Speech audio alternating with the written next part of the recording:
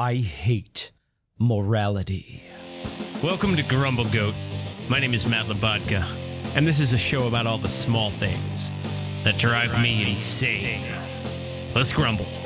It's times like these that I really struggle, my friends, because I was cursed with parents who gave me a sense of morality. You see, I believe that people are stronger together, and so when I cast my vote, I do it with the feeling that everyone deserves equality.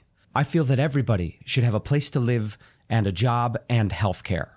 I feel that if people can't afford to eat, they should be helped. They have a right to get some food. Because we teach our children a sense of morality. But why? Why do we instill in our children this sense of morality? Why do we tell these stories like Robin Hood, where the hero steals from the rich to give to the poor? Why do we say things like sharing is caring? Why do we read stories like The Lorax, where someone has to speak for the trees because they don't have a voice for themselves? What's the point in all these? Why are our stories filled with this sense of morality, of people rising up, coming together to overcome some obstacle, when the reality is we collectively, as a people, vote for the worst among us? In our stories, in our ideals, we say that the king should be a righteous, benevolent man who thinks about all of the welfare of the people. But in reality, the person we choose to lead us is a racist con man. When given the choice of leaders between a prosecutor and a criminal, we choose the criminal. Our CEOs that run our businesses, they're given bonuses depending on how many people they fire, how many livelihoods they destroy. Our billionaires are out there trying to bust unions. A union is people coming together, working together to make a better life. Why do we tell our children share and share alike? When really what happens is the minute the child comes to us and says, Donald isn't sharing, it's not fair. What do we say to our children? We say life isn't fair. And that's really the only morality we come out of it with, isn't it? Life isn't fair. While our friends and neighbors are being laid off and their houses being foreclosed upon, we vote for a leader who says he can lower our gas bill by 10 cents. Oh, you lost your job? That sucks. But the price of eggs is a little high. Life isn't fair. I was taught that the beauty of America was that we are not a land of kings. We are a government of the people, by the people, and for the people. But I heard I might not have to pay taxes on tips, so I'm just going to vote for the dictator. Because I hate morality, and that's the grumble. Grumble, grumble, grumble, grumble, grumble. What? Grumble, grumble, grumble, grumble, grumble. What's got your goat? For the latter half of the show, we'll bring in my better half, Veronique, for an unpretentious look and a segment we call What's got your goat? Hey, good news. What's the good news? I have a voice. Yeah. My voice is back. Yeah, congratulations. That's great. I have now got the throat thing that you had. You have the plague. See, I always say, sharing is caring. And it took a long time to share, too. It did. I survived for a while. For a while. Yeah. I was like, ooh, he's not going to get sick. It's because we have the 6-foot distance in the studio. That's why I was able to prevent getting it for so long. But no, I inevitably I got it. Yeah. So now I have a little bit of the horse thing, and when I laugh, I might cough. Yes, I still don't think that I gave you this sickness. I think that you got it from it went the other way. It went around the earth the other way and came back to me from the back end. That's right. That's right. It took long enough. Had nothing to do with you. No. Except you spread it to the neighbors who spread it to the neighbors who spread it around the country. Yes. And eventually it came all the way around the sea back to me. I mean, honestly, I really felt so contained because I was already on an antibiotic. Right. Yeah. And that's how you stop the spread of viruses. That's right. Yeah, that's right. No, you don't. No, that's probably wrong. That's probably wrong. But I don't know. We'll ask our new Health and Human Services director. He'll know. The new HHS director will probably know all the answers. They're going to know all the answers. Yeah. Speaking of which, what an exciting time. No, this is not exciting. We have a new administration. You know it is exciting. Let's turn the beat around. Let's be excited.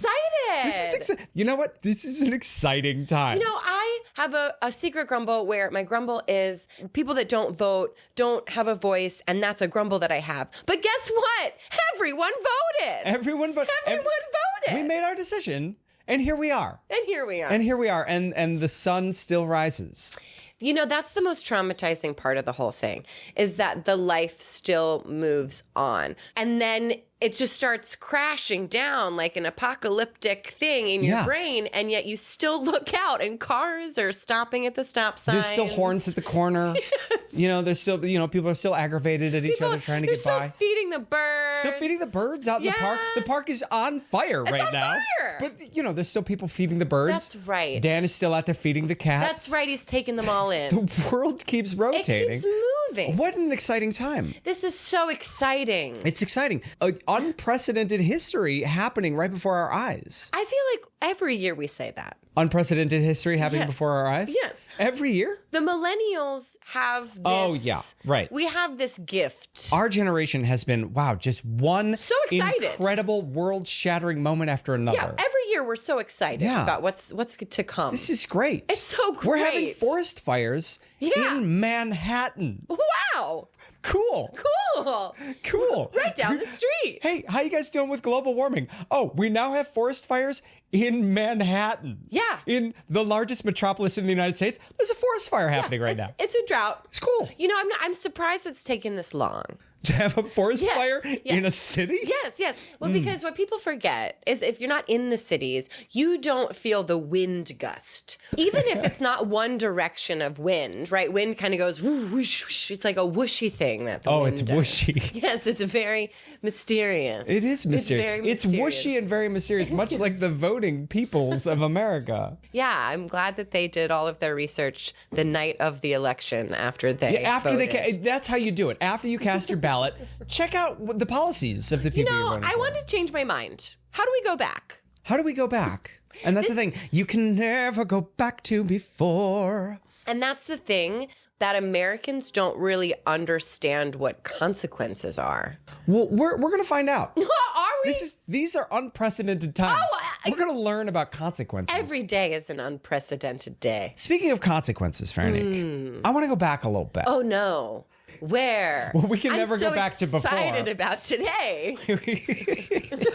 Let's go back a little. Now, I'm not going back to before, but I want to use our mind's eye to remember. The caveman, yes. Not the cave. Yes, the cave. Before. Let's go to the caveman. Yeah. No, well, I mean, they had partially the caveman. What made mankind succeed, right? Why did man come out of caves and eventually build metropolises that are now having forest fires? Vision. Vision. It's vision. It's a vision. One caveman came out of his cave and looked up and said, I want a cave up there. It's a concept of a plan. It's a concept of a plan, right? You got to start somewhere. You have to have a vision, right? And a concept. They're imagining skyscrapers. Yeah. Step one, learn agriculture. That's right. That's right. Maybe learn how to control fire. I don't think we started with agriculture. I think we started by building things. Right. The aliens taught us agriculture, That's right. so we skipped that step entirely. Just started building things. They said, you're too dumb on your own. Let's help you out. No, but how? How did we build things? How did we build things? Mud. Did one person build things? No, a lot of people. A lot of people built things. So working. Okay. Yeah. Sorry. How far back did we go? We jumped to the Egyptians. All right. Let me go back. So a lot of people working together is what builds things. Yes, it does. Yes. Right. Okay. Yes. So when you were a wee person, when you were a new person. A baby. When you were a new person. Yes. Well, older than baby. Somewhere along. 7. Perfect. 7. Because that's where you know and you don't know. 7 is the year you remember the best. That's great. Right. All right. Let's talk about what the Catholic Church says 7. I say 7. Do you know about the Catholic Church? I know some things about the Catholic Church. Were you raised religious? Indirectly, yes. Indirectly? Yes. That's lovely. Yes. That's lovely. Dad, I mean, I never met Jesus myself. So I guess, in a sense, I was raised indirectly religious as well. The Lord on high has never spoken directly to me. So I guess everyone sort of achieves religion indirectly. So what kind of stories were you raised with? Oh, okay. I remember when my mom would read the Bible to me. Oh, the Bible. Okay, yes. So great. Your sense of stories was the Bible. Yeah, so right. The first one was the creation story. Okay. Yeah, 7-day one. Right, okay. The Bible that my mom was reading from was grayish white marble, but it wasn't marble, it was a book, obviously. Okay, not marble. No. This wasn't like chiseled in stone. This wasn't from Mount Sinai Definitely. with everything etched out in marble. It's not a commandment. We didn't read from the commandments. You didn't get to that that part? Because I think I asked too many questions that my mom really didn't have any answers to. All right. So you care about people. I do. Okay. I care about people to an extent. Oh, okay. Yes. Okay. Where's that line? Well, if I don't know a lot about you, the line goes further. Okay. Right? Sometimes I have sympathy. Sometimes that's your choice. Oh, okay. Yeah. All right. No, I guess let me give you an example. Like when we're on the subway. Yeah. And you see somebody has like a nice dress on or something, or somebody clearly put effort into their outfit. Yeah. You will, despite all social norms. Yes. Shout out, "Oh my God, you look great today." Yes. And then you will start up a conversation with a complete stranger. Probably. Right. So where from your childhood or earlier in your life does that come from, that want to help uplift people? Oh, from when I was really little. My parents divorced. Yeah. I learned how to people please very, very early on. Oh, you learned in how to life. people please as a method of survival. Yes. Oh. So that's what I'm saying. Oh, okay. Yes, that's from before. Okay. Yeah, that's how we all started. Okay, that's scars. Yeah. Okay. Yeah. Your inner child is like, somebody compliment my shoes, please. Yeah. I mean, okay. I got compliments once I showed up at church and everyone complimented my dress and how pretty I looked. Then I thought I looked cute. And It's it was back to okay. church again. Okay, so Yeah. Church is a community of people that gather. It's like a social club. Okay. And they just happen to believe the same thing. okay, what does church believe? What do they believe when it comes to the common man? Well, they believe that you should be nice to other people. Be nice to other people. And people Okay. should be nice to you. Treat others as you would like to be treated. The golden rule. That's the golden golden rule. Yes. Yeah. And as Jesus did, probably feed the hungry. Yes. Yeah. And as Jesus did, heal the sick. Yes. Yeah. These are the things that the church teaches, right? Yes. These are the moral lessons that we get out of church, out of the stories that we're Yes. raised with, that we live with, that we congregate over. Yes. The point is, we all got a sense of morality. Yeah. In childhood somewhere. We were taught stories. Whether it's on TV, like TV, the children's shows, they do a very good job of that. Oh, yes, Sesame Street. Sesame does a great Street. job of talking about inclusivity. Bluey. Yeah. Yeah. That's why when we get out of school, like when we graduate from high school and we go into the world, you realize that everything that you learned as a kid, nobody does. Nobody does that. Nobody does these Nobody things. does that. And then they say, "Oh, well, you should do this," and then you fall back on your morals and your religious whatevers. Yeah. You know. What happened to all those morals that we were taught? As children, our parents spent so much time curating a message for us. Yeah. You know, through all these stories, through all these little books they made us read, through all these anecdotes. Yeah. They raised us to believe that we should be kind to each other. Yeah. We should help take care of each other. Well, we should. Work together Yes. to uplift everybody. You'd think that would be what we want. Yeah, because it's interesting who we uplift in our society. Right. You know, we have like the Kardashians are major celebrities. Yeah. And their whole shtick is being beautiful, self-centered people. Yeah. Like these are the people we uplift in our society. You know? Okay, I want to bring it back to what you were saying Let's about bring it not back. sharing. You can never go back to before. But if we do go back to before, Okay, let's go back to before. Not everyone had everything to share, but what we have learned in the 21st century is you need to put your mask on first. Put your own mask on first. That's right. First, and Put then your you own can mask. help other people. Put your own mask on first. But see, that whole thing of Yeah. you're not sharing with me enough, Yeah. even though they're the ones, the Republicans have cut a lot of those sharing proposals. Yeah. If you Well, I will. mean, you know, sharing, you know, and some people look at that as welfare, but I look at that as infrastructure. Yeah. And the infrastructure in this company, sorry, that was a fun Freudian slip right there.